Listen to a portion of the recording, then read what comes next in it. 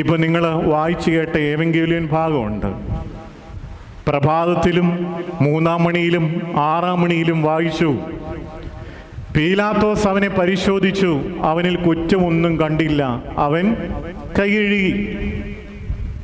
ഹെരോദോവിൻ്റെ അടുക്കൽ കൊണ്ടുപോയി, അവനും കുറ്റമൊന്നും കണ്ടില്ല, കൈകഴുകി. ഈ രാജാക്കന്മാരും പ്രഭുക്കന്മാരും അവനിൽ കുറ്റം കണ്ടില്ല.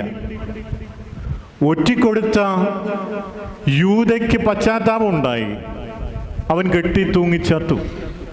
പക്ഷെങ്കിൽ ഒരിക്കൽ പോലും പശ്ചാത്തപിക്കാതെ അവനെ ക്രൂശിക്കുക എന്ന് പറയുന്ന ഒരു ജനക്കൂട്ടത്തെ ഈ 3 മണി സമയങ്ങളിലും, പ്രഭാതത്തിലും 3-ാം മണിയിലും 6-ാം മണിയിലും നിങ്ങൾ വായിച്ചു കേട്ടു.